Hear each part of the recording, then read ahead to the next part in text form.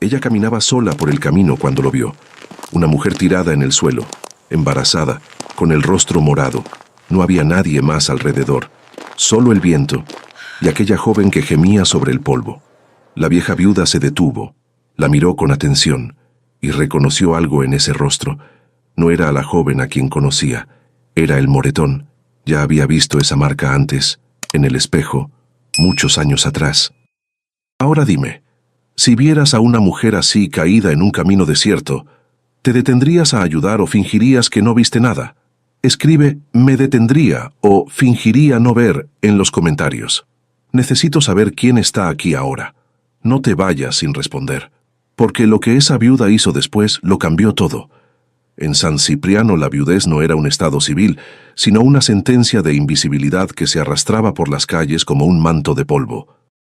Para Soledad, los 8 meses transcurridos desde que el tractor le arrebatara a Ezequiel habían sido una lección brutal de silencio, donde los vecinos apartaban la mirada no por respeto al luto, sino para evitar contagiarse de la mala fortuna que parecía emanar de sus ropas negras. Una mujer sin nombre en el Michoacán de 1952 era poco más que un estorbo para el progreso del ejido, alguien que debía conformarse con los sobrantes de la vida y los caminos que nadie más quería transitar por miedo o por desprecio. Ella cargaba con esa exclusión sin quejarse, aceptando que su voz ya no pesaba en las asambleas y que su única defensa ante la crueldad del mundo era el callo que se le iba formando en el alma, tan duro como el de sus manos. El peso de la leña sobre sus hombros era una constante que le recordaba diariamente que los hijos no se alimentan de recuerdos ni de la lástima ajena. Soledad caminaba con la mirada puesta en la tierra, contando cada paso como si fuera una oración desesperada para que sus fuerzas no le fallaran antes de llegar al pequeño jacal, donde sus 2 pequeños la esperaban con el hambre siempre lista. Sus manos, antes suaves y acostumbradas al bordado fino, ahora eran herramientas toscas, marcadas por las espinas del campo y el agua helada de los arroyos, donde lavaba ajeno para sacar unos cuantos pesos que apenas alcanzaban para el maíz. No había espacio para la autocompasión en su jornada. Cada gota de sudor era un tributo pagado a una libertad que se sentía más como un exilio, una existencia periférica donde la dignidad se medía por la capacidad de mantenerse en pie un día más.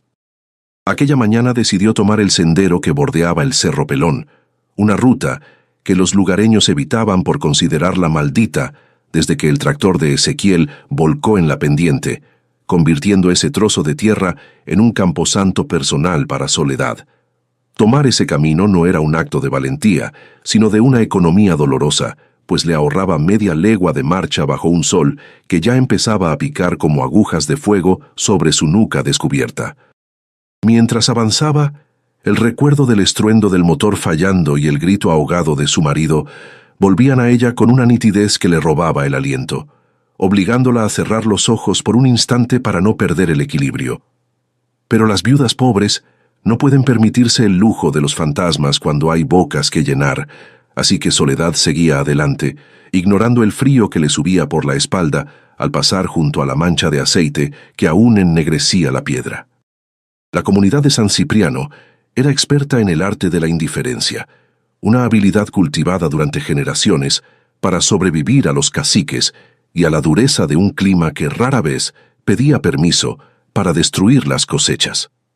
A nadie le importaba si Soledad llegaba tarde o si el cansancio la obligaba a sentarse a la sombra de un huizache.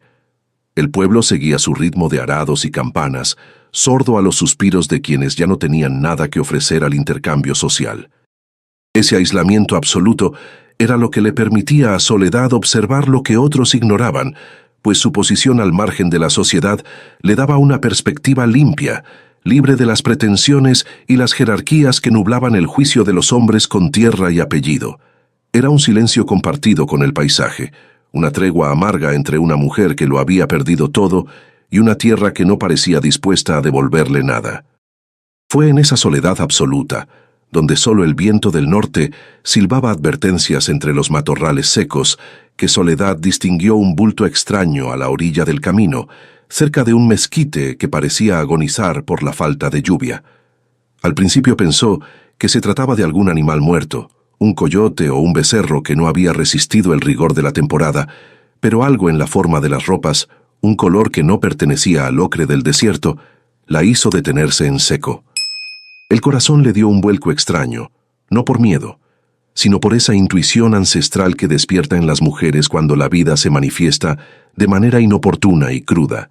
Se acercó despacio, con la precaución de quien sabe que en el monte cualquier sorpresa puede ser la última, sintiendo cómo el polvo se le metía en la garganta y la obligaba a carraspear en un intento por recuperar la calma antes de descubrir la verdad. Tendida sobre la grava y el pasto reseco, yacía una mujer joven cuyo vientre enorme se alzaba como una colina blanca bajo la tela desgarrada de su vestido, apuntando a un cielo que parecía de ceniza húmeda. Tenía los labios cuarteados por la sed y las manos aferradas con una fuerza sobrenatural a una mochila de lona café, un objeto que parecía contener el universo entero para ella, a juzgar por el modo en que lo protegía incluso en su estado de semi-inconsciencia.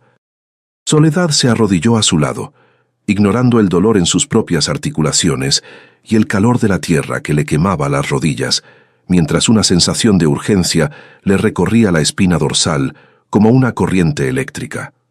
El rostro de la muchacha estaba cubierto por una pátina de sudor y polvo, pero lo que realmente detuvo el aliento de Soledad fue la marca violenta que florecía en su mejilla derecha, un golpe que hablaba de una crueldad reciente y deliberada. Los ojos de la joven se abrieron de golpe cuando sintió la sombra de Soledad proyectarse sobre ella, revelando un verde intenso que relampagueaba de puro terror, la mirada desorbitada de una criatura que se sabe acorralada y sin salida. No había reconocimiento en ese contacto visual, solo el instinto básico de supervivencia que la empujaba a intentar retroceder, aunque sus piernas ya no le respondían y el peso del embarazo la mantenía anclada a la inclemencia del suelo michoacano. Soledad vio la hinchazón en el rostro, el moretón morado que se extendía hacia la mandíbula, y comprendió que el peligro que acechaba a esa muchacha no venía de la naturaleza, sino de la mano de un hombre que no conocía la piedad. La muchacha intentó hablar, pero de su boca solo salió un gemido seco y una contracción violenta que le arqueó el cuerpo, obligándola a soltar un grito que se perdió en la inmensidad del cerro sin encontrar eco alguno. La mochila de lona café, desgastada por el uso y manchada por el barro del camino, se convirtió en el único anclaje de la joven con su realidad anterior, un símbolo de todo lo que había decidido llevarse consigo al huir de su destino.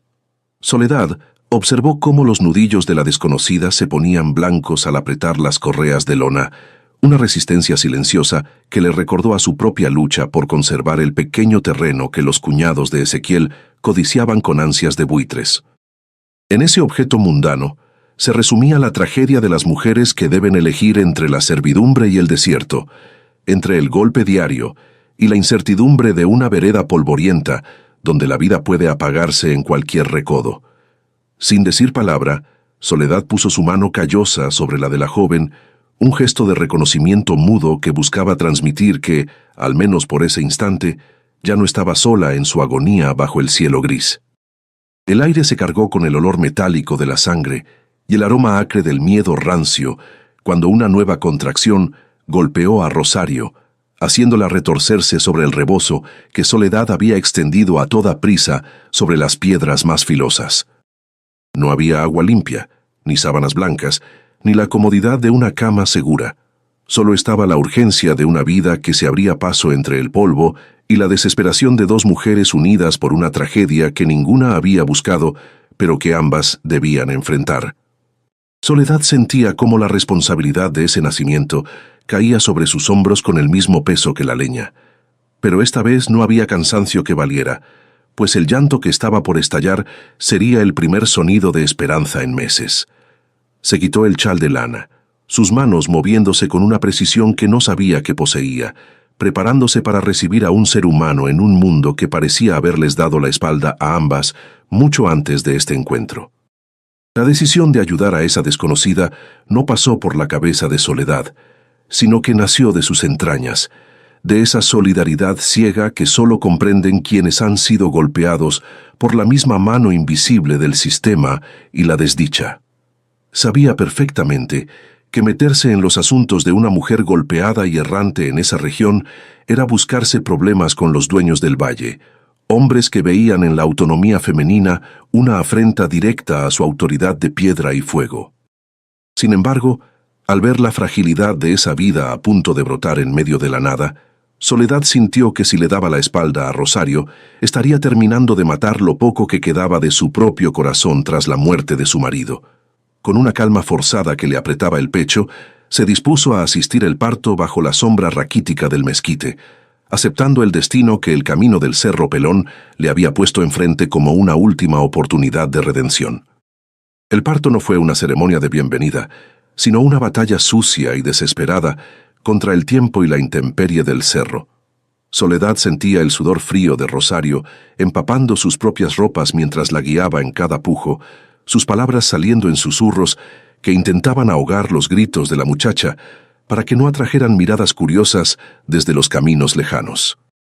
No había nada más que el suelo pedregoso y el rebozo de Soledad sirviendo de camilla improvisada, una escena que parecía sacada de un pasado bíblico y cruel, donde la vida se paga con dolor y sangre sobre el polvo. Las manos de Soledad, curtidas por el trabajo de años, se movían con una delicadeza que ella misma no sabía que poseía, limpiando la frente de la joven y recordándole que no estaba sola, aunque el mundo entero pareciera haberse olvidado de ellas dos bajo aquel mezquite raquítico que apenas les ofrecía una sombra miserable y rota. Cuando la niña finalmente llegó al mundo, no lo hizo con el llanto estruendoso que Soledad esperaba, sino con un hilo de voz delgado y tembloroso que apenas logró cortar el silencio denso del mediodía. Era una criatura pequeña, arrugada y manchada por el esfuerzo del viaje, un ser que parecía demasiado frágil para la dureza del paisaje michoacano que la recibía. Soledad la envolvió en los restos de una camisa limpia que llevaba en su carga, sintiendo el calor súbito del cuerpo diminuto contra sus propios dedos helados por el miedo. En ese instante, el tiempo se detuvo para la viuda. El recuerdo de sus propios partos, ya borrosos por el luto y la miseria, volvió a ella con una fuerza que le apretó el corazón. Aquella niña era un milagro inoportuno, una chispa de vida encendida en medio de un camino que solo conocía de ausencias y piedras muertas. Rosario yacía agotada, con el rostro pálido como la cera y los ojos fijos en la pequeña que Soledad le ponía en los brazos, pero la paz del nacimiento duró apenas unos segundos. Antes de que Soledad pudiera ofrecerle un poco de agua o palabras de consuelo, la muchacha la sujetó del brazo con una fuerza desesperada, sus dedos enterrándose en la carne de la viuda como garras. Sus labios, todavía temblorosos por el esfuerzo, dejaron salir 3 palabras que helaron el aire alrededor. «Me van a encontrar». No había duda en su voz, solo una certeza negra y absoluta que pesaba más que cualquier dolor físico. Soledad miró el moretón en la mejilla de la joven y entendió que el parto había sido la parte fácil. Lo que venía ahora era una persecución implacable por parte de aquellos que consideraban a Rosario y a su hija poco más que una propiedad extraviada. La advertencia de Rosario transformó el paisaje conocido en un laberinto de amenazas potenciales. Cada sombra de árbol y cada movimiento de los matorrales parecían esconder a los hombres que la buscaban. Soledad sabía que no podían quedarse ahí, expuestas a la vista de cualquiera que transitara el camino del cerro, así que cargó a la muchacha con una fuerza que solo nace de la desesperación más pura.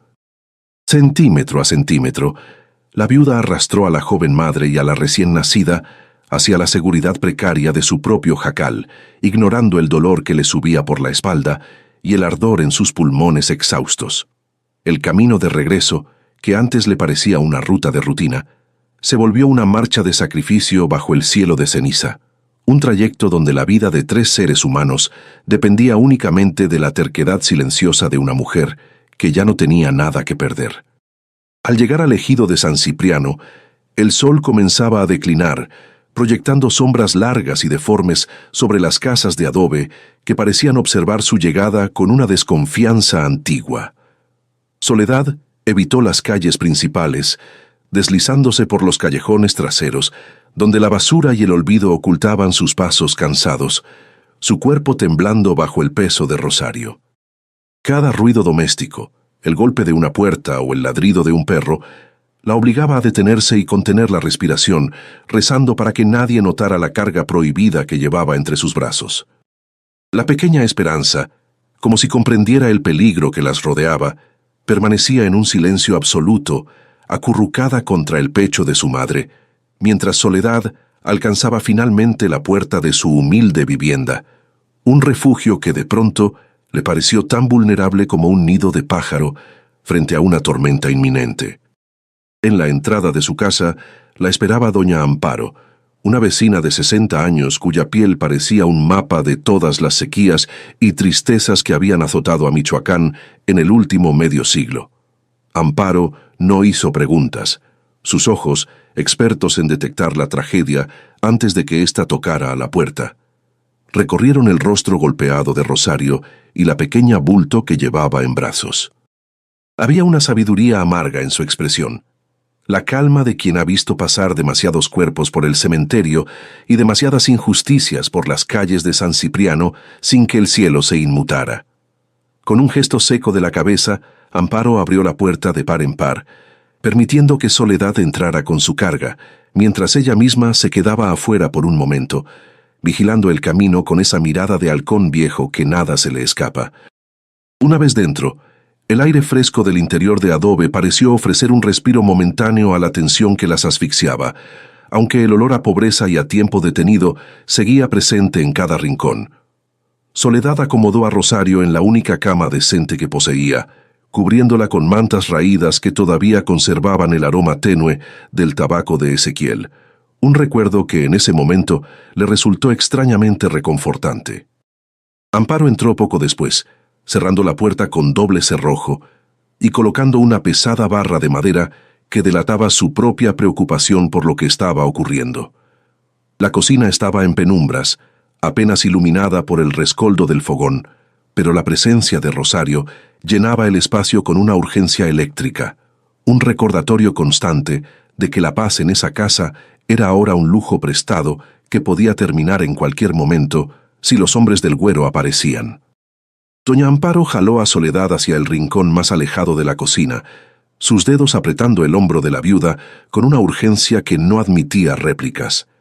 En voz tan baja que apenas superaba el susurro del viento, Amparo soltó la verdad que Soledad todavía no se atrevía a formular en su propia cabeza. Esa muchacha es la nuera del Güero Pacheco. El nombre cayó sobre la mesa como una sentencia de muerte, haciendo que Soledad sintiera que el suelo desaparecía bajo sus pies callosos. El Güero Pacheco no era un hombre común, era un cacique cuya sombra se extendía sobre 3 municipios, un fantasma de carne y hueso que compraba voluntades con la misma facilidad con la que otros compran maíz. Haber recogido a esa muchacha no era solo un acto de caridad, era una declaración de guerra contra el hombre que decidía quién vivía y quién moría en todo Michoacán. La reputación del Güero Pacheco estaba cimentada en décadas de silencios comprados y fosas sin nombre cavadas en la oscuridad de sus extensas propiedades, tierras que nadie se atrevía a reclamar. Era un hombre de pocas palabras y gestos gélidos, alguien que no necesitaba levantar la voz, porque su nombre ya gritaba peligro en cada esquina del ejido y más allá de los cerros pelones. Su hijo, según los rumores que Amparo conocía bien, era una versión más errática y violenta de su padre, un hombre que consideraba a Rosario una posesión ganada en un trato sucio y que no permitiría que su escape quedara impune. Soledad entendió que al abrir la puerta de su casa a esa joven madre, había desafiado no solo a una familia, sino a todo un sistema de poder que consideraba la rebeldía femenina como una enfermedad que debía ser erradicada de inmediato y sin contemplaciones.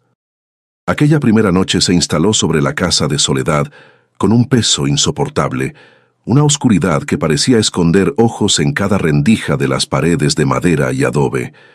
La viuda se sentó junto a la ventana, con la espalda rígida y el corazón golpeando sus costillas como un animal enjaulado, escuchando cada crujido del suelo y cada suspiro de la noche. Rosario dormía un sueño inquieto, sacudida por pesadillas que seguramente tenían la cara de los hombres que la golpearon, mientras la niña permanecía quieta, ajena al abismo que se abría a sus pies.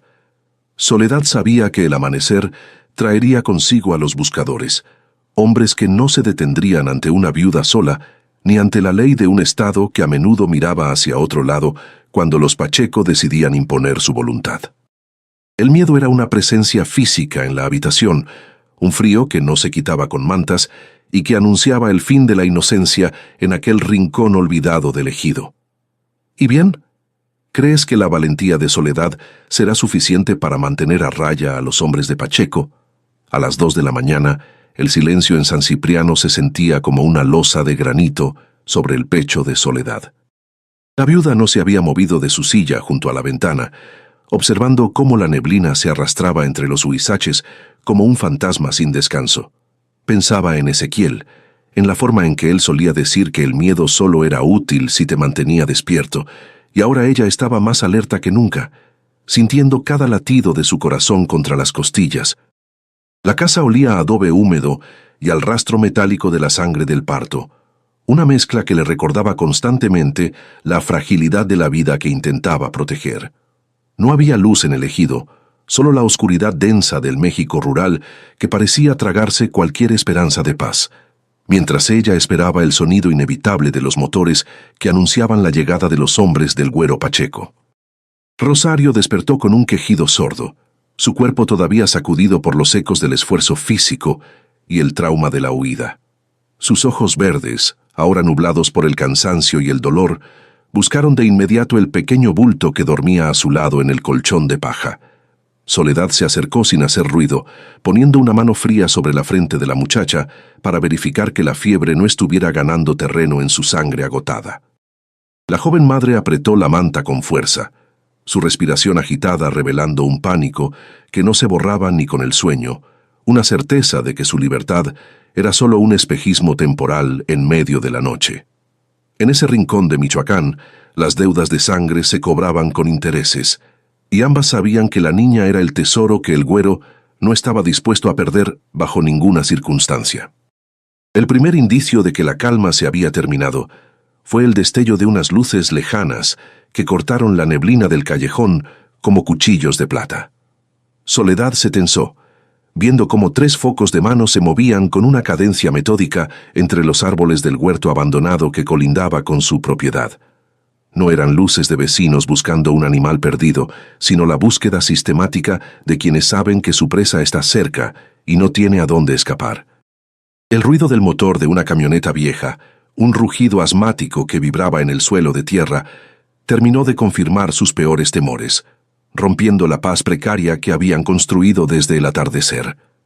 La viuda se levantó de la silla, sus movimientos lentos y decididos, sabiendo que el tiempo de la espera había terminado y que ahora solo quedaba la acción cruda para evitar una tragedia. Con la urgencia de quien ha ensayado el desastre 1000 veces en su cabeza, Soledad se dirigió al cuarto y puso su mano sobre la boca de Rosario antes de que ésta pudiera emitir un solo sonido. Los ojos de la muchacha se abrieron de par en par, reflejando un terror absoluto que no necesitaba palabras para ser comprendido en la penumbra del jacal. La viuda le susurró al oído con una voz que era puro acero: «Ya están aquí. No hagas ni un ruido por lo que más quieras». Rosario asintió frenéticamente mientras envolvía a la pequeña Esperanza en su pecho, sus movimientos torpes por la debilidad, pero guiados por el instinto feroz de una madre que sabe que su hija es el objetivo. Juntas, se arrastraron hacia el rincón de la bodega, donde el piso de madera guardaba el secreto que Ezequiel había construido años atrás para las semillas de los tiempos difíciles. El hueco debajo del piso olía a tierra vieja, a humedad, y al tiempo que se detiene cuando el mundo exterior se vuelve demasiado peligroso para los honestos. Era un espacio angosto, excavado con pala y sudor por Ezequiel para proteger la cosecha de los saqueadores durante las sequías, pero ahora se convertía en el único santuario para una madre y su hija recién nacida. Soledad ayudó a Rosario a bajar con cuidado, sintiendo cómo el cuerpo de la joven temblaba como una hoja seca bajo sus dedos callosos.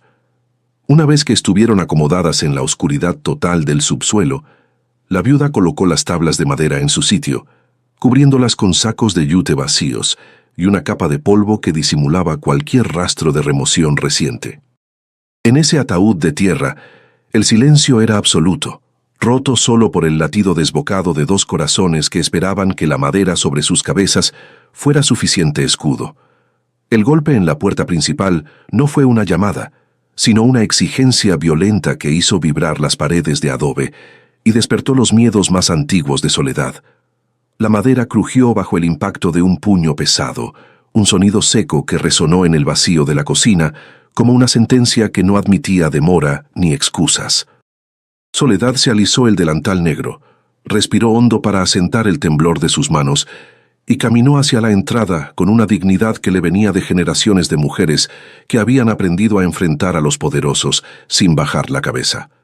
Sabía que cualquier rastro de duda en su rostro sería su perdición, por lo que compuso una máscara de cansancio y molestia legítima, la de una viuda que es molestada en su descanso por hombres sin modales ni respeto por el luto. Al abrir el cerrojo, el aire frío de la noche entró con fuerza, trayendo consigo el olor a tabaco barato y a pólvora. Frente a ella, 3 hombres con sombreros ladeados y miradas de piedra la observaban con una impaciencia que rozaba la crueldad gratuita. Sus rostros estaban curtidos por el sol y la violencia, marcados por esa lealtad ciega que solo se le tiene a un patrón como el Güero Pacheco, alguien que paga por el silencio y por la fuerza bruta sin hacer preguntas. El líder, un sujeto con una cicatriz que le partía la ceja, dio un paso hacia adelante, dejando que la luz de su lámpara recorriera el interior del jacal de Soledad, como si estuviera tasando la miseria de la viuda. No había saludo ni cortesía. En ese rincón de Michoacán en 1952, los hombres armados no pedían permiso para pisotear la privacidad de los pobres, especialmente cuando llevaban la autoridad de un apellido que pesaba más que la propia ley del gobierno. «Buscamos a una muchacha que se perdió por estos rumbos», soltó el de la cicatriz, su voz raspando como lija contra la madera de la puerta. Sus ojos no dejaban de escudriñar los rincones sombríos de la cocina, buscando cualquier indicio de una presencia ajena, un zapato olvidado o el rastro de una mancha de sangre que los delatara. Soledad sostuvo la mirada del hombre con una quietud que parecía venir de las propias piedras del Cerro Pelón, una calma de quien ya ha perdido lo que más amaba, y por lo tanto ya no tiene nada que entregar al miedo. «Por aquí no ha pasado nadie, señor, y menos a estas horas en que solo los que tienen mala conciencia andan despiertos», respondió ella con una sequedad que desarmó por un instante al buscador.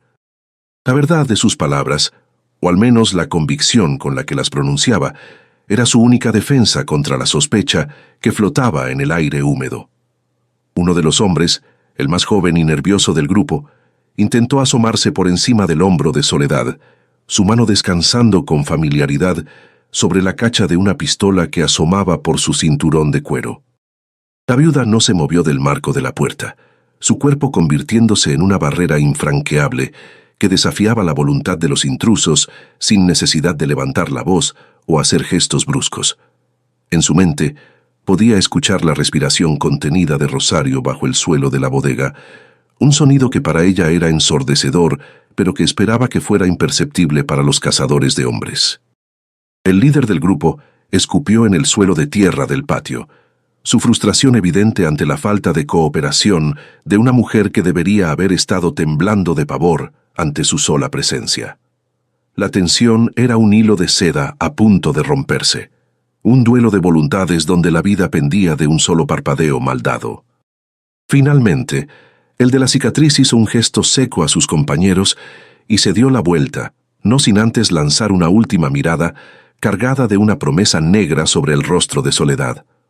Los pasos de los hombres se alejaron por el callejón, sus luces de mano perdiéndose entre la neblina, hasta que solo quedó el eco del motor de la camioneta alejándose hacia la salida del ejido. Soledad no cerró la puerta de inmediato. Se quedó allí, dejando que el frío de la madrugada le entumeciera la piel, sintiendo cómo el alivio le bajaba por las piernas como un torrente de agua helada. Sabía que esta no sería la última visita, que los Pacheco no aceptaban un no por respuesta, y que el silencio de San Cipriano pronto se llenaría de más ojos vigilantes. Sin embargo, por esa noche, la pequeña Esperanza y su madre seguían a salvo en el vientre de la tierra, protegidas por la valentía de una viuda que había decidido que el miedo no sería quien escribiera el final de esta historia. El cerrojo volvió a su lugar con un crujido que pareció retumbar en las vigas del techo, sellando una tregua que Soledad sabía que sería tan breve como el vuelo de una mariposa. Se quedó apoyada contra la madera, sintiendo el sudor frío secándose en su nuca y el peso de su propio cuerpo como si estuviera hecho de plomo. El silencio regresó a la cocina, pero ya no era un silencio vacío. Estaba cargado con la presencia de las dos fugitivas que respiraban bajo el suelo, un secreto que ahora le pertenecía a ella tanto como a ellas. No hubo lágrimas ni suspiros de alivio, solo una aceptación amarga de que su vida, que hasta esa mañana era una línea recta de luto y trabajo, se había desviado hacia un terreno donde las leyes de los hombres no tenían misericordia. Levantó las tablas de la bodega con una lentitud ritual, cuidando que el roce de la madera no hiciera más ruido del necesario en la quietud de la madrugada. Ayudó a Rosario a salir de su escondite, sosteniéndola por las axilas, mientras la muchacha gemía por el esfuerzo de mover sus articulaciones entumecidas por el frío de la tierra. La niña, envuelta en el lienzo sucio, apenas emitió un gorjeo, como si entendiera que su vida dependía de su capacidad para pasar inadvertida en esa casa de sombras. Soledad la llevó de nuevo a la cama, limpiando con un paño húmedo el polvo que se les había pegado a la piel, un gesto simple que buscaba devolverles un poco de la humanidad que los Pacheco intentaban arrebatarles en nombre de su apellido. Rosario se sentó en el borde del colchón, su mirada fija en la mochila de lona café que no había soltado en ningún momento, ni siquiera en la oscuridad del subsuelo. Sus dedos temblorosos acariciaron la tela áspera, buscando el relieve de algo que guardaba en su interior con un celo que rayaba en la locura. Miró a Soledad con una mezcla de gratitud y vergüenza, como si el hecho de haber sido salvada por una desconocida fuera una carga demasiado pesada para su orgullo herido. «Aquí está todo lo que tengo», susurró con una voz que parecía venir de un pozo muy profundo, señalando el bulto de lona. No se refería a ropa o comida, sino a la única moneda de cambio que podría comprarle una salida de aquel infierno michoacano antes de que el güero cerrara el círculo. La historia de Rosario comenzó a salir a borbotones, como el agua de una presa que se rompe después de años de soportar una presión insoportable detrás del cemento. Le contó a Soledad que su propia familia la había entregado al hijo del güero cuando apenas cumplía los 17 años, cambiándola por una promesa de tierras y protección que nunca se cumplió del todo.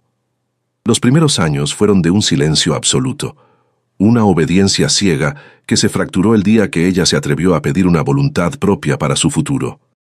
Los golpes, como el que lucía en su mejilla, no eran arrebatos de ira, sino un método metódico para recordarle que su cuerpo y su vida pertenecían a un apellido que no era el suyo, sino de sus dueños. Durante 2 años, Rosario había guardado billete por billete en el forro cosido de aquella mochila, ahorrando el dinero que le robaba a los gastos de la casa o el que encontraba en los bolsillos del marido después de sus borracheras. Era un ahorro hecho de miedo y paciencia, una acumulación lenta de esperanzas que se materializaba en el tacto del papel moneda oculto entre las costuras de la lona. Sabía que cada peso era un paso más lejos del rancho de los Pacheco, una posibilidad de que su hija no naciera bajo el yugo de un abuelo que devoraba todo lo que tocaba. La mochila no era solo equipaje, era el acta de independencia de una mujer que había decidido que prefería morir en el camino antes que seguir viviendo arrodillada en aquel palacio de adobe. Soledad escuchaba sin interrumpir, sus manos ocupadas en avivar el fuego del fogón para calentar un poco de caldo de frijol que le devolviera las fuerzas a la madre joven. En el silencio de la cocina, las palabras de Rosario resonaban con una familiaridad dolorosa para la viuda, quien también había conocido la dureza de los hombres que se creen dueños de la tierra y de las mujeres. Pensó en Ezequiel y en cómo él nunca le puso una mano encima, una bendición que ahora le parecía un tesoro inalcanzable frente a la realidad de la muchacha. La injusticia de la situación le quemaba en el pecho más que el humo del leño, impulsándola a tomar una determinación que iba más allá de la simple hospitalidad de una noche de tormenta. Al amanecer, iré al pueblo grande a buscar al licenciado Bernal, dijo Soledad, su voz firme cortando el murmullo de las confesiones de Rosario como un hacha sobre madera verde. No era un plan perfecto, pero era la única opción que tenían frente a la maquinaria de poder que se cernía sobre el ejido de San Cipriano. Bernal era un hombre viejo y cansado, con una oficina que olía a papel viejo y a batallas perdidas, pero era el único que alguna vez se había atrevido a mirar a los Pacheco de frente sin bajar la mirada. Si había dinero en esa mochila y voluntad de pelear en el corazón de Rosario, quizás el abogado podría encontrar un resquicio legal por donde escapar de la sombra del Güero antes de la noche. La luz del alba empezó a filtrarse por las grietas de la puerta, un gris pálido que no traía la alegría del nuevo día, sino la cruda realidad de una persecución que no se detendría por el sol. Soledad preparó su rebozo, se ajustó los zapatos gastados y miró a Rosario, quien ahora amamantaba a la pequeña Esperanza con una serenidad que parecía imposible después de la noche de terror. La niña bebía con urgencia, un pequeño motor de vida que ignoraba por completo que a pocos kilómetros de ahí, hombres armados estaban recorriendo los linderos buscándola. La viuda sintió un nudo en la garganta al ver esa escena, comprendiendo que desde ese momento la supervivencia de ese bebé era su única misión en lo que le quedaba de su propia y solitaria existencia. El miedo a los Pacheco era una sombra física que se estiraba desde el horizonte hasta la entrada misma de su casa, amenazando con devorar cualquier intento de resistencia. Soledad sabía que caminar hacia el pueblo era exponerse a ser interrogada nuevamente por los vigías que el Güero seguramente ya habría apostado en las salidas principales del ejido. Cada paso fuera de su puerta sería una apuesta contra la muerte, un riesgo que la viuda asumía con la resignación de quien sabe que ya ha perdido lo más valioso y que ahora solo le queda la dignidad de actuar correctamente. Se encomendó a la memoria de Ezequiel, pidiéndole en silencio que le diera la astucia necesaria para burlar a los perros de presa que ahora olfateaban su rastro en el viento helado. Antes de salir, llamó a doña Amparo, quien apareció en el patio con la misma discreción de una sombra que se funde con la pared de adobe al clarear el día. La vecina entendió las instrucciones sin necesidad de explicaciones largas. Se quedaría vigilando el jacal mientras Soledad iba por ayuda, manteniendo la apariencia de una jornada normal de lavado y molienda. Amparo le entregó un pequeño escapulario de la Virgen de Guadalupe, un trozo de tela bendito, que era toda la protección que las mujeres de su clase podían permitirse frente a la fuerza bruta del cacicazgo. Con los documentos y la esperanza guardados en el alma, Soledad cerró la puerta de su casa y se internó en la luz incierta de la mañana, dejando atrás el silencio tenso de su pequeño refugio. Soledad cruzó la plaza del ejido con el paso firme de quien carga un secreto que quema, pero sus vecinos prefirieron hundir la mirada en la tierra.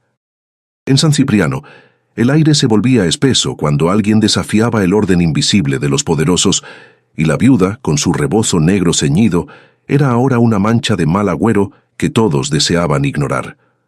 Nadie le preguntó a dónde iba ni por qué sus ojos reflejaban una determinación que no se veía en ese pueblo desde hacía décadas.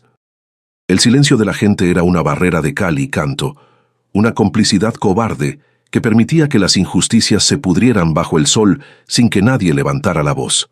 Ella no esperaba ayuda, pues sabía que en ese rincón de Michoacán la piedad era un lujo que los pobres no se atrevían a cultivar por miedo a las represalias. La carretera hacia el pueblo grande era una cinta de polvo y piedras que parecía no tener fin bajo el peso de un sol que empezaba a castigar la nuca de Soledad. Caminaba por la orilla, evitando las huellas frescas de los neumáticos que podrían pertenecer a los hombres del Güero, sintiendo cómo la soledad del paisaje se le metía en los huesos. Cada ruido lejano, el motor de un camión o el relincho de un caballo, la obligaba a tensar los hombros y buscar refugio visual entre los matorrales de espinas que bordeaban el camino. No había pájaros cantando esa mañana. El mundo parecía haber guardado silencio para observar la marcha solitaria de una mujer que se atrevía a interponerse entre un depredador y su presa. Sus pies, dentro de los zapatos gastados, contaban los kilómetros con una monotonía que la ayudaba a no pensar en el peligro. Al llegar al pueblo grande, El bullicio de la gente y el olor a gasolina y comida frita la golpearon con la fuerza de una marea inesperada. Era un lugar donde la modernidad de 1952 intentaba convivir con las viejas casonas de adobe, un contraste de ruidos y colores que mareaba a la viuda acostumbrada al silencio de su jacal. Soledad se sentía pequeña entre las camionetas nuevas y los hombres de negocios que caminaban con prisa, pero no permitió que el asombro detuviera sus pasos hacia la callejuela donde recordaba haber visto la oficina del licenciado Bernal. Sabía que su apariencia de campesina pobre la hacía invisible para la mayoría, una ventaja que pensaba utilizar para cruzar la plaza principal sin ser cuestionada por los agentes del orden que vigilaban las esquinas con aire aburrido y manos en el cinturón. La oficina del licenciado Bernal era un cuarto pequeño y oscuro que olía a papel viejo, humedad y al humo de los cigarros que el abogado consumía sin descanso. Soledad se detuvo ante la puerta de madera astillada, sintiendo un nudo en la garganta que apenas le permitía tragar saliva, pero llamó con la firmeza que le dictaba su conciencia. Al entrar, vio a un hombre mayor sentado tras un escritorio sepultado bajo montañas de expedientes amarillentos, un hombre cuyo rostro era un mapa de todas las derrotas legales sufridas en nombre de la justicia. Bernal no levantó la vista de inmediato. Sus dedos manchados de tinta seguían moviéndose sobre un documento, como si intentara encontrar un error que cambiara el destino de alguien más. Era un rincón donde el tiempo parecía haberse detenido para acumular las injusticias que nadie más quería atender en el Estado. Bernal finalmente alzó los ojos y observó a Soledad con una mezcla de cansancio y curiosidad, reconociendo en ella la misma mirada de desesperación digna que había visto cientos de veces antes. No era un hombre de palabras dulces ni de promesas fáciles. La vida le había enseñado que en Michoacán la ley solía ser un instrumento que se doblaba ante el peso del dinero y la influencia de los apellidos. «¿Qué es lo que la trae por aquí, señora?», preguntó con una voz rasposa, mientras dejaba su pluma sobre el escritorio y se recostaba en su silla chirriante. Soledad se acercó al escritorio, sus manos apretando el borde del rebozo, y comenzó a hablar con una claridad que sorprendió incluso al abogado, desgranando la historia del camino, de Rosario y de la niña que había nacido entre el polvo. Cuando Soledad pronunció el nombre del güero Pacheco, el silencio en la oficina se volvió tan denso que el tic-tac del reloj en la pared pareció sonar como martillazos sobre un yunque. Bernal cerró los ojos por un instante, su rostro ensombreciéndose mientras procesaba la magnitud de lo que la viuda le estaba pidiendo que enfrentara junto a ella. Meterse con los Pacheco era buscar una tumba prematura, o en el mejor de los casos, un exilio forzado sin nada más que lo opuesto, una realidad que el abogado conocía de sobra por casos anteriores que terminaron en tragedia. El aire en la habitación se enfrió súbitamente, como si la sola mención del cacique hubiera invocado una presencia maligna que exigía respeto y silencio absoluto. Sin embargo, Bernal no le pidió que se fuera. Simplemente se frotó las sienes y esperó a que Soledad terminara su relato. Soledad sacó entonces la mochila de lona café y la puso sobre el escritorio, abriendo el compartimento donde Rosario había guardado el dinero, que era su único boleto hacia la libertad. Los billetes, arrugados y manchados por el sudor y el miedo, quedaron expuestos bajo la luz mortecina de la oficina, representando años de humillaciones y esperanzas acumuladas en secreto. Bernal observó el dinero sin tocarlo, comprendiendo que cada peso ahí guardado era un testimonio de la voluntad de una mujer por romper las cadenas que la ataban a un destino de violencia. No era una fortuna, pero era suficiente para mover los engranajes de un sistema que, aunque corrupto, aún guardaba algunos resquicios de decencia para quienes sabían dónde presionar con paciencia y astucia. La viuda no pidió clemencia, pidió un camino legal para que esa niña no creciera como una esclava. El abogado suspiró, encendió un nuevo cigarrillo y miró a Soledad de frente, viendo en ella no a una campesina desvalida, sino a una aliada inesperada en su propia y silenciosa guerra contra la injusticia. «Si acepto esto, señora Soledad, ya no habrá vuelta atrás para ninguna de ustedes. El güero no perdona la traición ni la insolencia», advirtió Bernal con una seriedad que calaba hasta los huesos. La viuda asintió sin dudar, su resolución forjada en el dolor de su propia pérdida y en la visión de Rosario sufriendo en el camino de tierra del Cerro Pelón. Ella ya había perdido a su marido y su lugar en la sociedad. Lo único que le quedaba era la posibilidad de hacer lo correcto antes de que el silencio la tragara por completo. El trato se selló con un apretón de manos frío y seco, el inicio de una batalla de papeles contra balas. Un escalofrío recorrió el pecho de Soledad cuando Bernal empezó a redactar los primeros documentos, el sonido de la pluma rasgando el papel siendo la única música en aquel refugio de leyes olvidadas. Sentía una presión física en los pulmones, una falta de aire que no era por el cansancio del viaje, sino por la conciencia de que estaba firmando una sentencia que cambiaría la historia de San Cipriano. En su mente aparecieron las caras de sus hijos, esperándola en casa, y el rostro asustado de Rosario, escondida bajo el suelo de la bodega, dependiendo totalmente de su éxito en esa oficina oscura. La responsabilidad era un peso inmenso que le hacía temblar las rodillas, pero se mantuvo erguida permitiendo que la determinación sustituyera al miedo que amenazaba con paralizarla frente al abismo. Bernal le entregó un sobre sellado con instrucciones precisas sobre qué hacer y a quién acudir, si él no lograba frenar a los hombres del Güero mediante los canales oficiales de la ley. Era un plan de emergencia, una red de seguridad tejida con los nombres de otros hombres cansados de la tiranía que se ocultaban en las sombras de las instituciones estatales.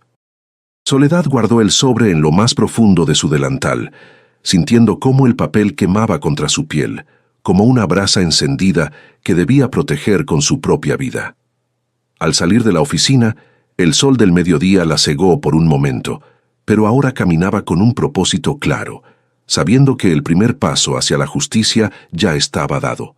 La viuda regresaría al ejido no como una víctima, sino como el primer eslabón de una cadena que buscaba liberar a Rosario de su pasado. Soledad volvió a San Cipriano con los pies hinchados y el alma en un hilo, sintiendo que el polvo de la carretera se le había pegado a los huesos como una segunda piel de olvido. El sol de la tarde proyectaba sombras alargadas que parecían dedos negros, señalándola desde los maizales resecos, recordándole que cada paso de regreso era un paso más profundo en la boca del lobo. No se detuvo a saludar a nadie, ni siquiera cuando pasó frente a la tienda de don Manuel, donde los hombres solían beber aguardiente y desollar la reputación de los ausentes con palabras afiladas. En su mente solo resonaban las promesas del licenciado Bernal, una esperanza frágil que ella guardaba en el pecho como si fuera un pajarillo herido que temiera aplastar con su propia fuerza. La viudez le había enseñado a caminar sin hacer ruido, pero ese día sentía que su propia respiración era un estruendo en la quietud cómplice del ejido. Al entrar en su patio, el olor a leña quemada y a masa de maíz le devolvió por un momento la sensación de pertenencia que el miedo le había arrebatado durante el viaje al pueblo grande.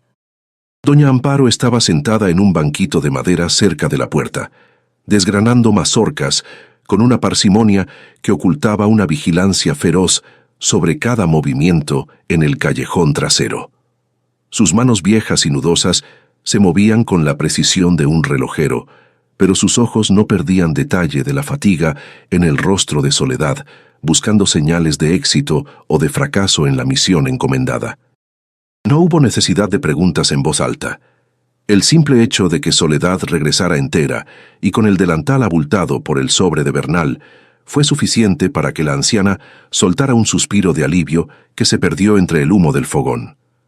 Rosario la esperaba dentro del jacal, sentada en la penumbra con la niña en el regazo, su silueta recortada contra la luz que se filtraba por las rendijas de las tablas de madera. Ya no era la criatura desvalida que Soledad había recogido en el camino de tierra, sino una mujer que empezaba a recuperar la conciencia de su propia fuerza, a pesar de los moretones que todavía le ensombrecían el rostro. Al ver entrar a la viuda, la joven madre intentó levantarse, pero Soledad la detuvo con un gesto suave, indicándole que guardara sus energías para lo que estaba por venir. El ambiente en la habitación era denso, cargado con el olor dulce de la leche materna y el aroma acre del miedo que todavía flotaba en las esquinas como una neblina que se resiste a disiparse bajo el calor del hogar.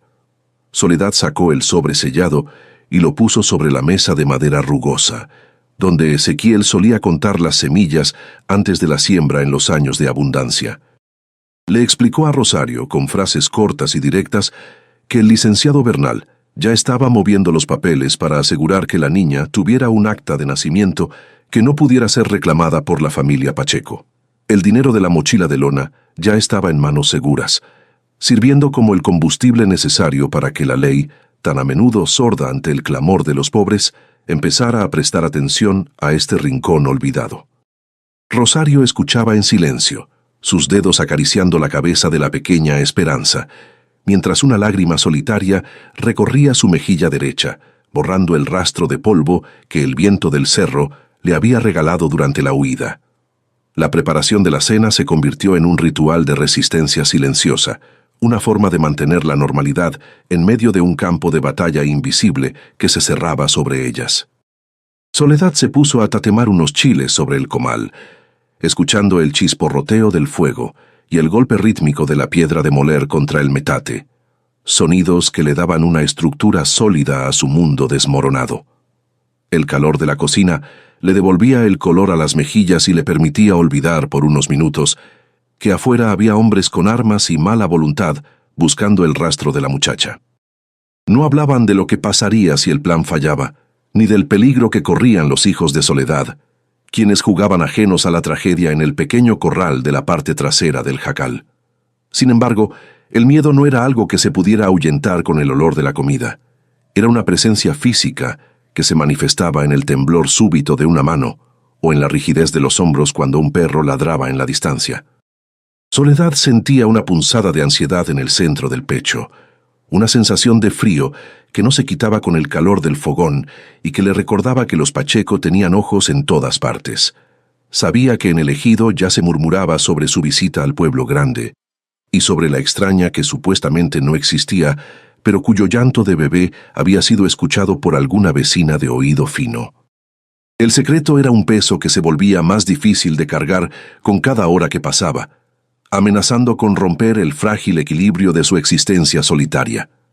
Rosario habló entonces de su pasado, no con la desesperación de la noche anterior, sino con una amargura seca que dolía más que cualquier grito de agonía física. Contó cómo el Güero Pacheco controlaba no solo la tierra, sino los sueños de todos los que vivían bajo su sombra, castigando cualquier asomo de independencia como si fuera una traición a la patria. Recordó las tardes en el rancho grande, donde el silencio era obligatorio, y donde su única compañía era el miedo a los pasos de su marido en el pasillo, después de que el sol se ocultaba tras los cerros. Cada palabra era un golpe de hacha contra el árbol de su antigua vida, dejando al descubierto las cicatrices de una servidumbre que ella se negaba a heredarle a la niña que ahora dormía plácidamente contra su pecho. Doña Amparo interrumpió la charla con una noticia que hizo que el ambiente se helara de golpe, a pesar del fuego que ardía en el rincón de la cocina. Había visto a dos de los hombres del Güero merodeando por la salida del pueblo, preguntando a los arrieros si habían visto a una mujer sola cargando una mochila de lona café o si sabían de algún parto reciente. Los buscadores no se habían ido, solo estaban cerrando el cerco, moviéndose con la paciencia de los cazadores que saben que su presa no tiene muchas opciones de refugio en un lugar tan pequeño. La red se estaba tensando, y San Cipriano, con su hipocresía y su cobardía, no movería un dedo para proteger a una viuda y a una fugitiva si los Pacheco decidían entrar por la fuerza a las casas. La noche cayó sobre el ejido con una pesadez inusual, una oscuridad que parecía tragarse los ruidos habituales del campo para sustituirlos por un zumbido de amenaza constante. Soledad apagó las luces temprano, dejando solo un rescoldo en el fogón para no llamar la atención de los patrulleros que seguramente rondarían los callejones bajo la luz de la luna menguante. Se sentaron las tres mujeres en la penumbra, compartiendo un silencio que decía más que 1000 discursos heroicos, una unión de voluntades que se preparaba para el choque inevitable entre la justicia y la fuerza bruta. La viuda sentía el frío del suelo de tierra bajo sus pies, una conexión primaria con la realidad de una lucha que ya no era solo por Rosario, sino por su propia dignidad como mujer libre. El primer golpe en la ventana no fue fuerte, fue un toque sutil casi como el roce de una rama movida por el viento, pero hizo que todas saltaran en sus asientos con el corazón en la garganta. Soledad se acercó con cautela, sus sentidos aguzados por la adrenalina y el instinto de protección que había desarrollado desde la muerte de Ezequiel, buscando alguna señal de identidad en la penumbra exterior. No era el enemigo, sino un aviso, una advertencia de que la tregua había terminado, y que los hombres del Güero estaban a punto de cruzar el límite del respeto que se le tiene a una casa de luto. La batalla por la pequeña esperanza estaba por entrar en su fase más cruda, y Soledad supo con una claridad aterradora que esa noche el silencio de San Cipriano finalmente se rompería para siempre. El hombre que asomaba tras el vidrio no era un sicario de los Pacheco, sino el joven asistente del licenciado Bernal, con los pulmones ardiendo por la carrera y los ojos desorbitados por una noticia que no podía esperar al alba. En voz baja, casi un silbido que se perdía en el viento, le informó a Soledad que el Güero había movido sus influencias más rápido de lo previsto y que el juez local había sido persuadido para ignorar cualquier trámite de amparo. La advertencia era clara: no venían con papeles legales, sino con la impunidad que otorga la noche y el respaldo de un apellido que no conoce de tribunales ni de justicia para los descalzos. El joven desapareció en las sombras del huerto antes de que Soledad pudiera agradecerle, dejando tras de sí un rastro de urgencia que pesaba más que el mismo adobe de las paredes. La realidad se desplomó sobre la cocina como un techo de tejas viejas durante un aguacero, obligando a Rosario a apretar a su hija contra el pecho con una fuerza que buscaba compensar su propia fragilidad. Soledad sintió un frío seco instalándose en su pecho, una premonición de que el tiempo de las sutilezas legales se había agotado antes de dar sus primeros frutos en aquel rincón olvidado del Estado. No había vuelta atrás. El acto de bondad en el camino de tierra del Cerro Pelón se había transformado en una sentencia de resistencia que ahora exigía algo más que silencio y paciencia. La viuda miró a su alrededor, buscando en la precariedad de su hogar alguna herramienta de defensa que no fuera simplemente su cuerpo cansado y la puerta de madera que ya había sido golpeada por la sospecha de los buscadores. Doña Amparo se levantó del rincón sombrío donde había estado vigilando, sus manos nudosas moviéndose con una agilidad sorprendente para su edad mientras empezaba a apagar los restos del fogón con un poco de ceniza. Si vienen por ellas, no entrarán por la puerta principal, buscarán rodearnos como coyotes a un gallinero viejo, susurró la anciana, cuya experiencia en sobrevivir a las iras de los caciques era su mayor dote en esta noche de vigilia. El ambiente se volvió gélido, no por falta de fuego, sino por la conciencia de que estaban completamente solas frente a una maquinaria de poder que no entendía de piedad para las mujeres sin nombre. Cada sombra proyectada por la luna menguante parecía cobrar vida propia, convirtiendo el patio de Soledad en un escenario de acechanzas donde el enemigo podía estar respirando a solo unos metros del umbral. Soledad tomó la mochila de lona café y la colocó sobre la mesa, observando el objeto que había sido el detonante de toda esta tormenta y que ahora contenía el destino de 3 almas en su interior. No había rastro de duda en sus movimientos. La viudez le había quitado el miedo a perder lo material, pero le había otorgado una ferocidad protectora hacia lo poco que de verdad importaba en este mundo cruel. Sus dedos recorrieron las costuras de la mochila, sintiendo el vacío donde antes estaban los billetes que ahora Bernal utilizaba para intentar comprar un poco de aire para Rosario y Esperanza. La viuda se ajustó el rebozo con un gesto seco, una armadura de tela negra que la preparaba para el enfrentamiento físico y moral que se avecinaba en los minutos más oscuros de la madrugada michoacana. Rosario comenzó a sollozar en silencio, un sonido que partía el alma de Soledad más que cualquier grito de dolor físico, porque representaba la rendición de quien ha sido perseguido toda su vida por su propia sombra. «Váyanse, no quiero que sus hijos paguen por mi mala suerte», susurró la muchacha, sus ojos verdes relampagueando de culpa y desesperación bajo la luz mortecina de la única vela que aún permanecía encendida. Soledad se acercó y la tomó de los hombros, obligándola a mirarla con una dureza que era, en el fondo, la forma más pura de la compasión que una mujer puede ofrecer a otra. Nadie se va a ningún lado, Rosario, porque si te entregas, estarías entregando también el futuro de esa niña a los mismos lobos que te devoraron a ti primero, sentenció la viuda con una autoridad absoluta. La injusticia social en San Cipriano no era un concepto abstracto, era el silencio de los vecinos que cerraban sus ventanas con doble cerrojo al escuchar los motores de los Pacheco acercándose por el callejón principal. Nadie saldría a preguntar qué pasaba, nadie llamaría a la policía, que de todas formas dormía en la nómina del Güero, y nadie recordaría haber visto nada extraño cuando el sol volviera a iluminar las calles de tierra. Esta soledad colectiva era el arma más poderosa de los opresores, una red de complicidad pasiva que permitía que los jacales fueran saqueados y las vidas destruidas sin que quedara rastro de la verdad en los registros oficiales. Soledad lo sabía bien, por eso no esperaba milagros, solo confiaba en su capacidad de resistir un minuto más que el cansancio de sus perseguidores en esta danza macabra.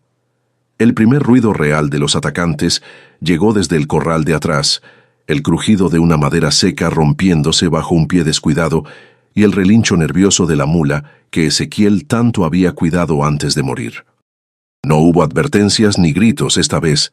Los hombres del Güero se movían con la eficiencia de quienes han hecho esto muchas veces, sabiendo que el terror es más efectivo cuando se administra en dosis de silencio y sombras. Soledad sintió que el vello de sus brazos se erizaba, una reacción instintiva de su cuerpo ante la proximidad de un peligro que ya no era una posibilidad legal, sino una amenaza física inminente. Apagó la vela de un soplo, dejando que la oscuridad absoluta se tragara la cocina y les otorgara la única ventaja que los pobres tienen frente a los poderosos, el conocimiento íntimo de sus propios rincones. Esperanza dejó escapar un pequeño quejido, un sonido diminuto que en la quietud de la noche pareció estallar como un trueno, obligando a Rosario a cubrir la boca de la pequeña con un trozo de tela suave. El miedo a que el llanto de la recién nacida delatara su posición exacta bajo el piso de la bodega era una tortura psicológica que mantenía a las tres mujeres en un estado de tensión casi insoportable. Soledad se colocó junto a la puerta trasera, sosteniendo una pesada tranca de madera con las manos firmes, sintiendo cómo la adrenalina le recorría las venas y le aclaraba la mente para la batalla que estaba por comenzar. No pensaba en el perdón de Dios ni en la ley del hombre. Solo pensaba en el hueco que el tractor había dejado en su vida y en cómo no permitiría que otro hueco similar se abriera esta noche. Un hombre se asomó por la ventana lateral, su rostro apenas una mancha pálida contra el cristal sucio, buscando un rastro de movimiento en la oscuridad que reinaba dentro del jacal de la viuda. El silencio social se hacía más pesado con cada segundo, una indiferencia que dolía más que el frío de la madrugada y que confirmaba que la redención de estas mujeres dependía únicamente de ellas mismas.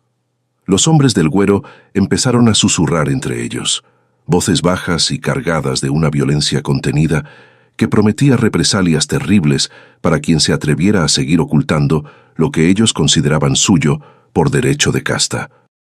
Soledad apretó los dientes, sintiendo el sabor metálico del miedo en la lengua, pero manteniendo su posición con la quietud de una estatua de sal que se niega a deshacerse bajo la lluvia. De repente, un golpe seco y potente impactó contra la puerta de madera, seguido por el sonido de las bisagras protestando bajo un peso que buscaba derribar la última barrera de la dignidad de Soledad. «Abre la puerta, vieja loca. Sabemos que la tienes ahí dentro y no queremos quemarte la casa con tus hijos adentro», gritó una voz que Soledad reconoció como la del hombre de la cicatriz.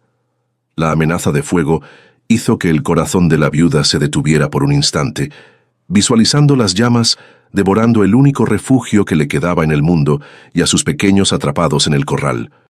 Era el punto de no retorno, el momento en que la resistencia pasiva debía transformarse en algo más para evitar que la oscuridad de San Cipriano se tragara por completo la luz de la pequeña esperanza. La amenaza de fuego no era una metáfora, sino un aliento caliente que se filtraba por las rendijas de la puerta, obligando a Soledad a visualizar sus pocas pertenencias convertidas en ceniza en cuestión de minutos. En el rincón más oscuro del jacal, sus dos hijos dormían un sueño pesado y ajeno, protegidos únicamente por la fragilidad de unas mantas que no sabían de la crueldad de los hombres que esperaban afuera. Soledad sintió que el tiempo se espesaba, convirtiendo cada segundo en una eternidad de dudas donde la vida de Rosario y la seguridad de sus propios niños se pesaban en una balanza invisible y terrible. No había heroísmo en su pecho, solo una terquedad mineral, una resistencia que nacía del mismo polvo que cubría el camino del Cerro Pelón y que ahora se asentaba en su garganta como una piedra que se negaba a ser tragada. El hombre de la cicatriz volvió a golpear la madera, esta vez con la culata de un arma que produjo un sonido sordo y definitivo, un aviso de que la paciencia de los Pacheco tenía el vuelo corto.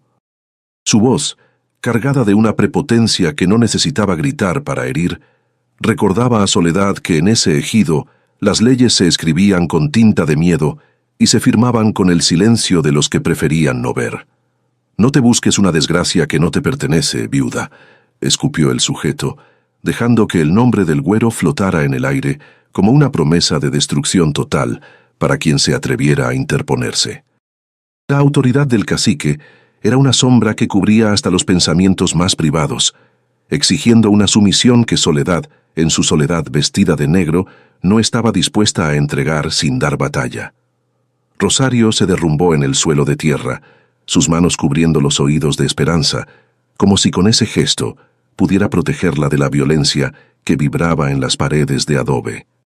Sus lágrimas eran ríos silenciosos que surcaban la suciedad de su rostro, una confesión muda de que se sentía el epicentro de una tormenta que estaba por devorar lo único bueno que le había pasado en años: el encuentro con Soledad. Intentó hablar, pedirle a la viuda que abriera la puerta y la entregara, pero su voz se quebró antes de nacer, ahogada por un pánico que le paralizaba hasta la punta de los dedos. En ese rincón de Michoacán, la culpa era una cadena más pesada que cualquier hierro, y la joven madre la arrastraba con la resignación de quien se sabe condenada desde el nacimiento por el simple hecho de ser mujer. Soledad no permitió que el pánico de Rosario se contagiara a sus propios movimientos, que seguían siendo lentos y precisos como los de alguien que prepara una medicina amarga.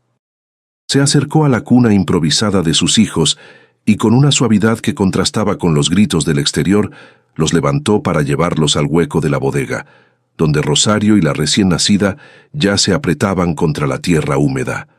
Sus manos, antes temblorosas, ahora se movían con la firmeza de la madera de encino, guiada por un instinto de preservación que no conocía de leyes ni de patrones.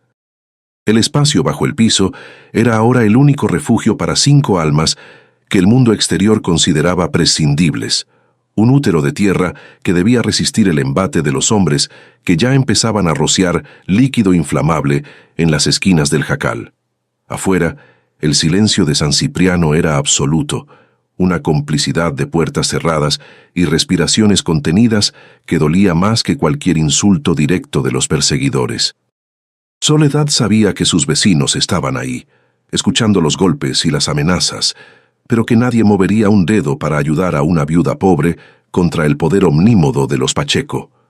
La exclusión social era una mortaja invisible que el pueblo le había puesto desde que Ezequiel murió, y ahora esa misma indiferencia se convertía en el combustible que permitía que la barbarie ocurriera a la vista de todos.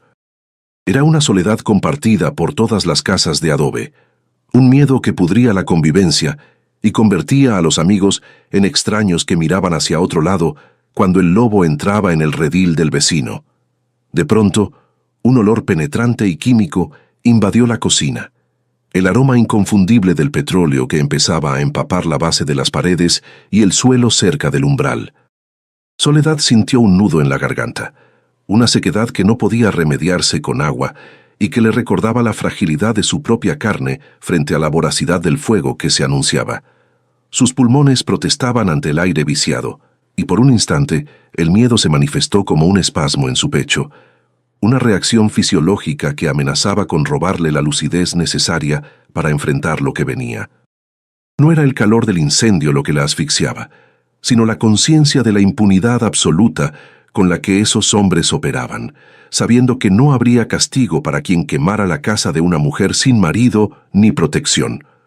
«Si no sales en 10 segundos, soltamos el cerillo», gritó el más joven de los atacantes, su voz temblando por una mezcla de nervios y crueldad excitada que revelaba su falta de conciencia.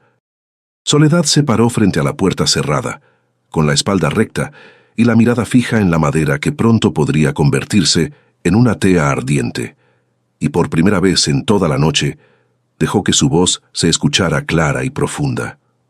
«Soy la viuda de Ezequiel Montes, un hombre que trabajó esta tierra con honor, y si me queman el humo de mi casa llegará hasta la capital para decir quiénes son ustedes», sentenció ella con una valentía que parecía brotar de las mismas raíces del Cerro Pelón.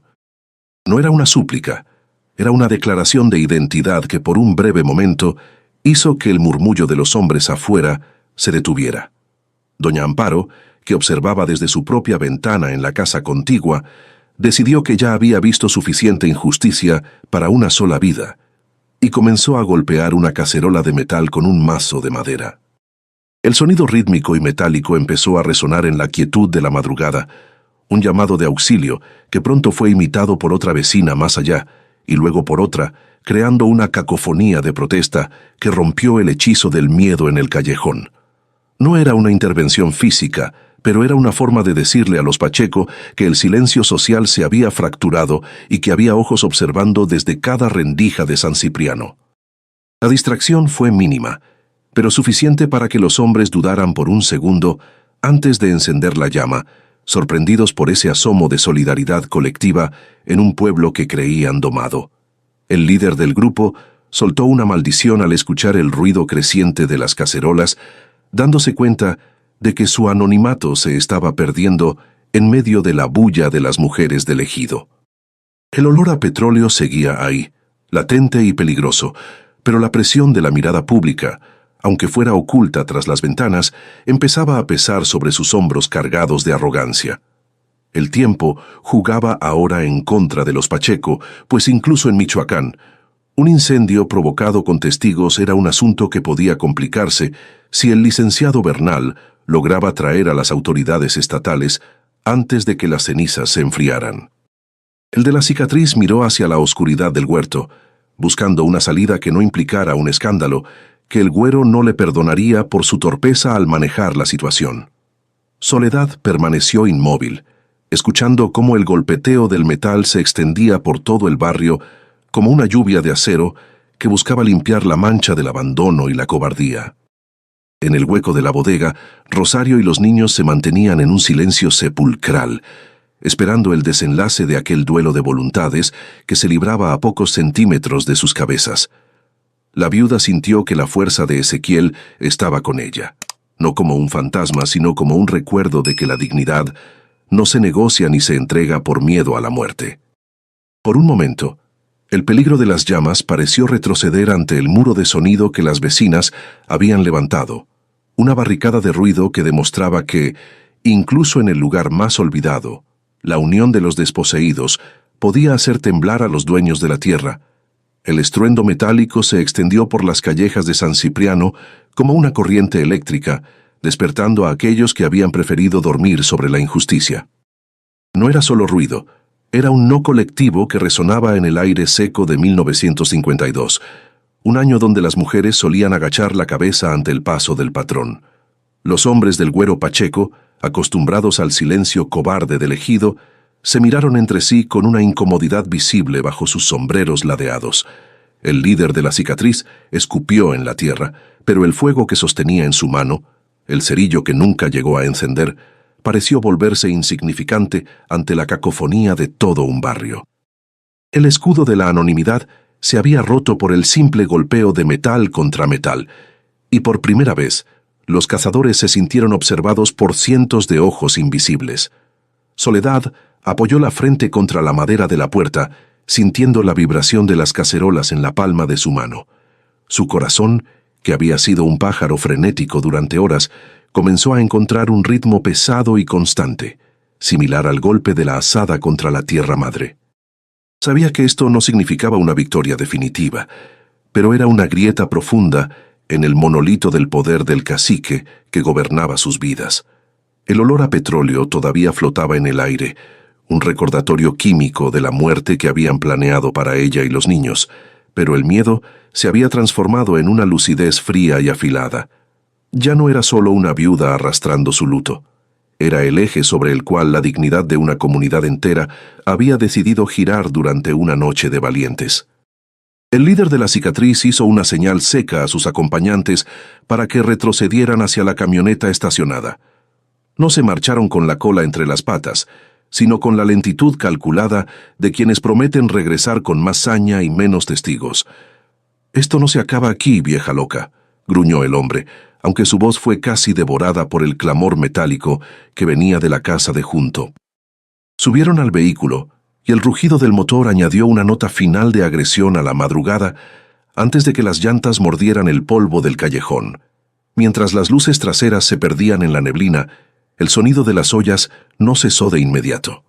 Vibró unos minutos más, como un canto fúnebre para el miedo que había regido San Cipriano durante décadas de servidumbre. Dentro del jacal, la oscuridad era densa y olía a tierra removida, y al hierro dulce del parto reciente, que aún manchaba las sábanas. Soledad caminó hacia la bodega, con las piernas sintiéndose como si fueran de agua, sus músculos finalmente cobrando la factura de tantas horas de tensión extrema. Se arrodilló junto a la abertura y llamó a Rosario con un susurro que llevaba más peso que cualquier grito desesperado en la montaña. Desde las profundidades de la tierra, la joven madre alzó la vista, sus ojos verdes enormes y húmedos reflejando la tenue luz de la luna que se filtraba por las vigas. No había dolor físico en ese momento, solo un vacío inmenso en el pecho y un silencio que seguía a la tormenta, dejándolas a ambas temblando en la paz recuperada. Justo cuando la primera luz gris del alba empezaba a lamer los bordes del horizonte michoacano, un vehículo diferente se aproximó por el camino principal. No traqueteaba con la violencia de las camionetas de los Pacheco, sino que avanzaba con la parsimonia de los años acumulados. Era el viejo coche negro del licenciado Bernal, que se estacionó con un quejido cansado frente al jacal de Soledad. El abogado bajó lentamente, con el traje arrugado por una noche entera de discusiones en oficinas que olían a tabaco barato y a sobornos estatales. No venía solo.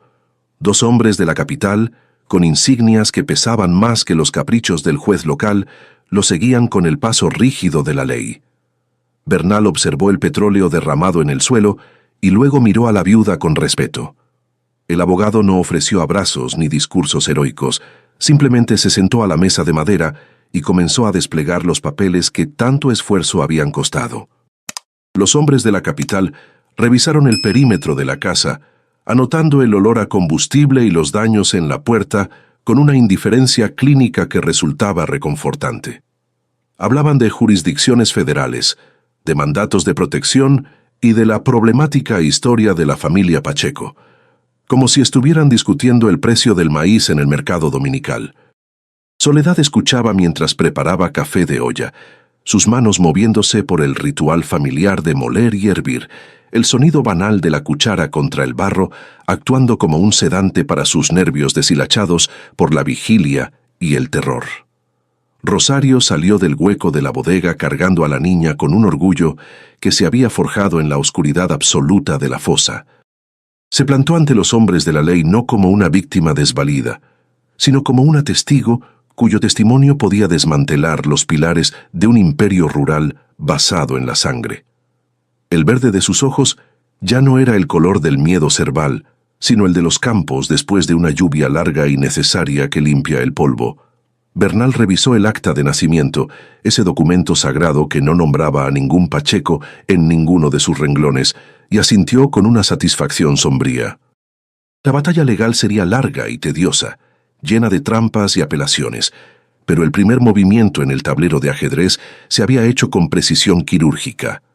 Afuera, el ejido comenzaba a despertar con un ritmo distinto, un despertar que se sentía cargado de una vergüenza colectiva que nadie quería nombrar. Los vecinos no se acercaron a la puerta de Soledad para preguntar por su salud. Observaban desde sus propios porches, con las ollas y sartenes ya de regreso, en los fogones de la cocina. El silencio de los otros regresó, pero ya no era un silencio de complicidad con el depredador, sino un silencio de quienes saben que su cobardía ha quedado expuesta.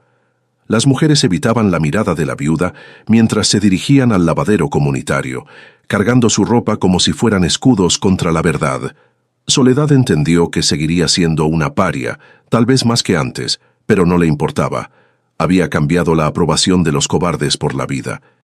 El sol finalmente rompió el cielo color ceniza, convirtiendo la neblina en un velo dorado que se arrastraba perezosamente sobre las faldas del Cerro Pelón. El paisaje, que había visto tanta sangre y sudor desde los tiempos de la Revolución, parecía indiferente al pequeño drama humano que se había gestado en la oscuridad. Los mezquites se alzaban como centinelas mudos, sus ramas retorcidas guardando los secretos de 1000 injusticias similares que nunca encontraron un abogado o una viuda valiente. Soledad salió al patio, sintiendo el primer calor de la luz en su rostro, una sensación que casi parecía un insulto después del frío terror de la madrugada. El petróleo en el suelo brillaba con colores irisados, una mancha hermosa y terrible que marcaba el sitio donde el fuego casi se lo lleva todo. Pensó en Ezequiel y en cómo él se habría mantenido a su lado, no con palabras, sino con ese mismo silencio terco que ahora la definía a ella. La casa seguía en pie, sus hijos estaban a salvo bajo las mantas, y Rosario tenía, por primera vez, la oportunidad de nombrar su propio destino sin pedir permiso. El peso en su pecho no había desaparecido, pero había cambiado de forma. Ya no era el peso de una víctima, sino el peso de una guardiana. Los documentos legales sobre la mesa eran solo papel, pero para mujeres como ellas, en ese México de 1952, el papel era la única armadura posible contra las balas de los poderosos. Soledad respiró hondo el aire de la mañana, saboreando el polvo y el pino, y por primera vez no se sintió como una sombra. Los hombres de la capital se marcharon al mediodía, dejando tras de sí un rastro de papeles oficiales y una promesa de vigilancia que se sentía tan frágil como el cristal en un mundo de piedras. El licenciado Bernal estrechó la mano de Soledad con una fuerza que ella no esperaba, una complicidad de viejos soldados que han sobrevivido a una trinchera que nadie más quiso reconocer ni defender. Mientras el coche negro se alejaba por la carretera llena de baches, el silencio regresó a San Cipriano, pero ya no era el mismo silencio de antes, el de la sumisión absoluta. Ahora había una tensión eléctrica en el aire, una sospecha de que las cosas habían cambiado para siempre, en aquel rincón de Michoacán donde el Güero Pacheco ya no era el único que dictaba las sentencias de muerte o de vida sobre los desposeídos. Los vecinos comenzaron a salir de sus casas con una lentitud que rozaba la vergüenza, evitando pasar frente al jacal de la viuda como si el petróleo derramado en la entrada fuera un veneno contagioso. Soledad los observaba desde su sombra, viendo cómo las mujeres que habían golpeado sus cacerolas ahora bajaban la mirada al cruzarse con ella en el camino hacia el pozo comunitario. No hubo discursos de agradecimiento ni abrazos de reconciliación. El ejido seguía siendo un lugar de hombres y mujeres asustados que preferían el olvido a la responsabilidad de la justicia compartida. Sin embargo, en la mirada de doña Amparo, Soledad encontró el único reconocimiento que necesitaba, el de una sobreviviente que sabe que la dignidad no se regala, sino que se arranca al destino con las uñas y el alma. Rosario pasó el resto de la tarde preparando la mochila de lona, doblando las pocas ropas que le quedaban con una minuciosidad que parecía un rito de purificación después de la tormenta. La pequeña Esperanza dormía en el centro de la cama, ajena a los documentos legales que ahora garantizaban su nombre y su derecho a existir fuera de la sombra de los Pacheco. La joven madre ya no tenía el rostro deformado por el terror. El moretón en su mejilla empezaba a adquirir un tono amarillento, como una herida que se seca al sol después de haber sangrado demasiado tiempo. Miró a Soledad y, sin necesidad de palabras, le entregó el resto del dinero que Bernal no había utilizado, un gesto de agradecimiento que la viuda rechazó con un movimiento seco de la cabeza, prefiriendo la limpieza de su pobreza. El plan era que Rosario se marchara esa misma noche hacia Morelia, donde un pariente lejano de Bernal la recibiría en una casa segura, lejos de los tentáculos del cacicazgo rural. Soledad sabía que ese era el único camino posible, pues el Güero Pacheco no era hombre de olvidar una afrenta y tarde o temprano enviaría a alguien con más discreción y menos escrúpulos que el de la cicatriz. La separación era necesaria, pero dejaba un hueco en el pecho de la viuda, quien en apenas 2 días había encontrado en aquella extraña una razón para volver a sentirse parte del mundo de los vivos. Se abrazaron brevemente en la penumbra de la cocina, un contacto humano que olía a humo de leña y a una esperanza que todavía se sentía demasiado nueva para ser creída en aquella tierra. Cuando el camión de carga se detuvo en el lindero del pueblo para recoger a la muchacha, Soledad se quedó parada en la orilla del camino, viendo cómo las luces rojas desaparecían entre los árboles del Cerro Pelón.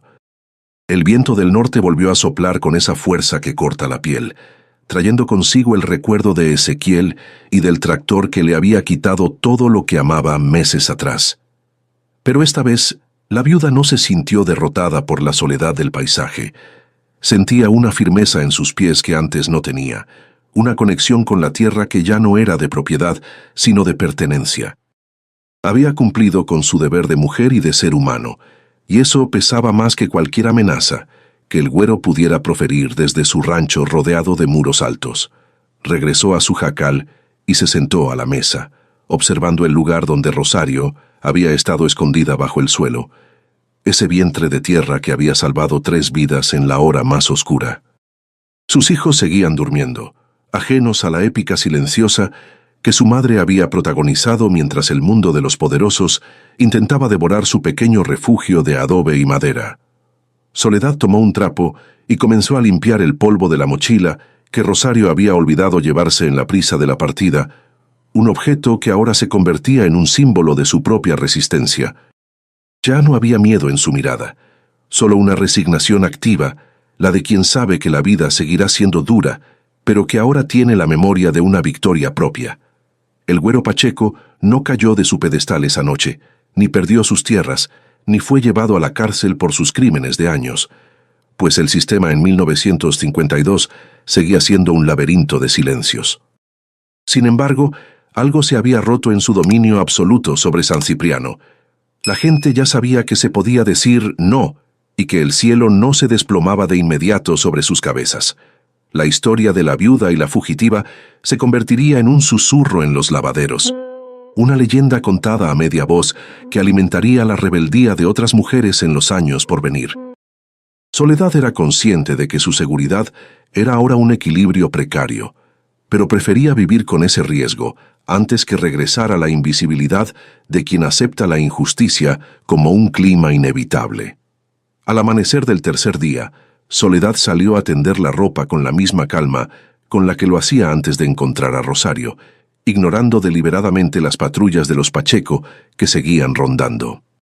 Se detuvo un momento a mirar el horizonte, donde el sol empezaba a iluminar las cumbres de los cerros con un tono dorado que parecía prometer una tregua temporal con la miseria cotidiana.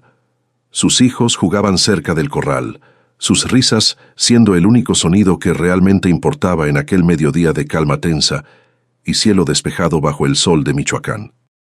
La viuda sabía que la verdadera fuerza no estaba en las armas ni en el dinero, sino en la capacidad de sostener la mirada a quienes intentan pisotear tu dignidad sin pedir nada más que el derecho a existir. El camino de tierra que bordeaba el Cerro Pelón seguía ahí polvoriento y traicionero, recordándole a Soledad que la tragedia y el milagro a menudo comparten el mismo trozo de geografía en el México rural. Ya no evitaba pasar por el sitio donde Ezequiel murió. Ahora ese lugar tenía un nuevo significado, el de una vida que se entrega para que otra pueda nacer y prosperar lejos. La memoria de su marido se fundía con la imagen de Rosario y Esperanza, creando un tejido de recuerdos que le daba un sentido profundo a su propia existencia solitaria en el ejido. Michoacán seguía siendo una tierra de contrastes brutales, de belleza deslumbrante y de crueldad gratuita, pero ella ya no era una hoja seca movida por el viento del azar o la voluntad ajena.